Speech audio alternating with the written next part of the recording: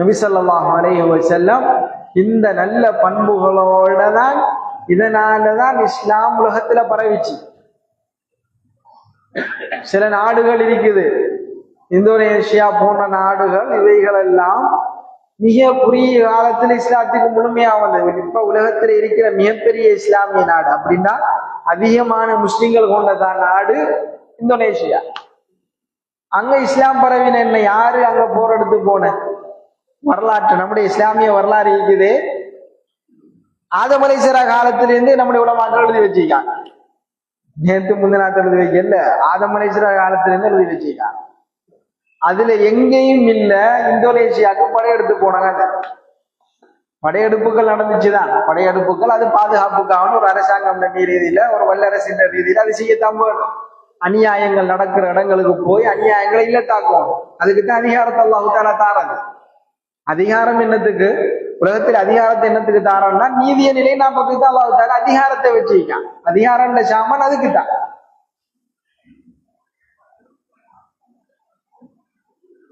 இந்தோனேஷியாவுக்கு எந்த படையெடுப்பும் போகல, யாரும் போகல.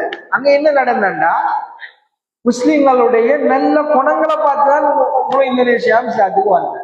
அங்க இருந்த மக்கள்கிட்ட இவங்க போனாங்க, வியாபாரிகளா போனாங்க. வியாபாரிகளா போய் வியாபாரத்தை அழகா செஞ்சாங்க. நல்ல கண்ணியமாக ஒரு வியாபாரியாக போய் வியாபாரம் செஞ்சாங்க. கிரிமினல்களாயிருக்கல. ரசூலுல்லாஹி ஸல்லல்லாஹு அலைஹி வஸல்லம் சொன்னாங்க, யா மாஷரத் துஜார் அத்துஜார் யஹ்ஷரூன யௌமல் கியாமத்தி ஃபுஜ்ஜாரா. ஒரு தடவை ரசூலுல்லாஹி ஸல்லல்லாஹு அலைஹி வஸல்லம் சந்தைக்கு போய் வியாபாரிகளே என்று கூப்பிட்டாங்க.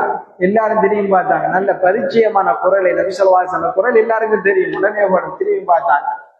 கியாமத்தில வியாபாரிகள் பெரும் பெரும் கிரிமினல்களாக எழுப்பாட்டப்படுவார்கள்.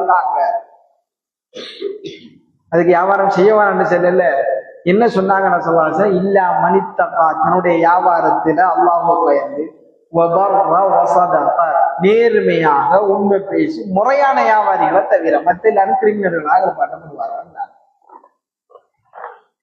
அத்தாஜிரு ஸதூகுல் அமீன் மஅன் நபிய்யீன வஸ்ஸித்தீகீன வஷ்ஷுஹதா. உண்மை பேசி நம்பகமான வியாபாரி இருக்காரு, இவர் நபிமார்கள் சித்தீகீன்கள் ஷுஹதாக்களோடு இருப்பார்கள்.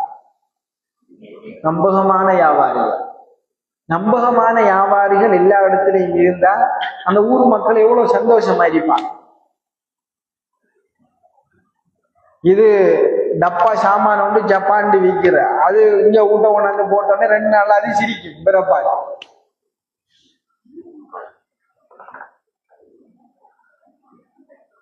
அப்ப எனவே இவங்க எப்படி ரசூலுல்லாஹி ஸல்லல்லாஹு அலைஹி வஸல்லம் அவர்கள் நபிமார்களோட சித்தீகீன்களோட ஷுஹதாக்களோட பாட்டப்படே இல்லாது. அதான் அந்த ஹதீஸ் தான் இவங்களுக்கு பொருந்தும். துஜ்ஜார் யஹ்ஷரூன யௌமல் கியாமத்தி ஃபுஜ்ஜாரா.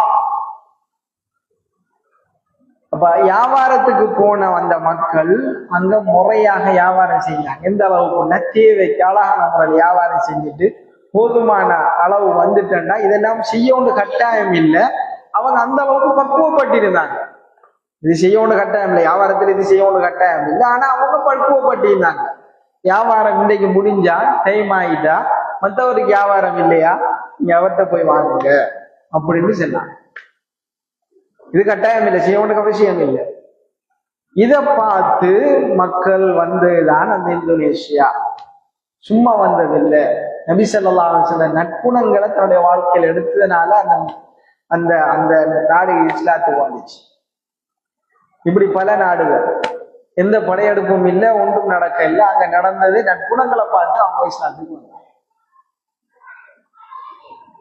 அந்த குணங்களை நம்முடைய வாழ்க்கையில கொண்டு வாரது நமக்கும் நல்லம். என்ன நல்லம்? கியாமத்தில அது மீசான்ல மிக பாரமானதாக இருக்கு.